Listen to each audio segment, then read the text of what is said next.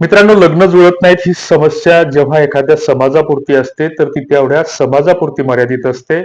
मात्र गाव, खेड्यात, शहरात कुठल्याही समाजात जा, लग्नाची ही सार्वत्रिक समस्या निर्माण झालेली आहे. कुठल्याही गावखेड्यात गेलं तर 100-150, 550 पोरं अशीच बिगर लग्नाची फिरताना दिसतात.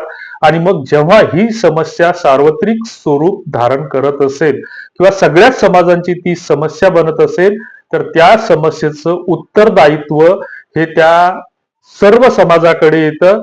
त्या समस्येचं उत्तरदायित्व त्या सरकारकडे येतं, राज्यकर्त्यांकडे येतं. मात्र राज्यकर्ते या समस्येकडे ढुकून पाहायला तयार नाहीत.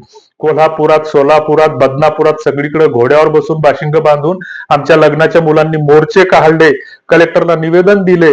मात्र एकाही सरकारनं याच्याबद्दल वाच्यता केलेली नाही. उलट आंतरजातीय विवाहाला प्रोत्साहन देण्याऐवजी सरकार आमचं जिल्ह्या जिल्ह्यात सेफ हाऊस उभारतं आणि त्या सेफ हाऊसच्या माध्यमातून आमच्या मुला मुलींना पळून जाण्यासाठी प्रोत्साहन देतं.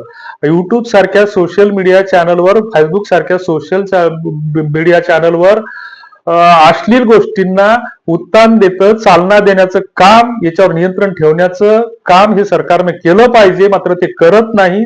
तर अशा उत्तान सवंग गोष्टीला अमाप प्रसिद्धी मिळत आहे आणि याच्यामध्ये आमची टीन एज मुलं मुली ही या भावनेच्या आहारी जाऊन 14 ते 18 वर्ष वयोगटातील मुलं मुली ही बिघडत आहेत. याच्यावर सरकारनं कुठेतरी नियंत्रण ठेवलं पाहिजे असं आम्हाला वाटतं. तुम्हाला काय वाटतं ते कॉमेंट बॉक्समध्ये नक्की कळवा आणि आपल्या फीडबॅक नक्की द्या.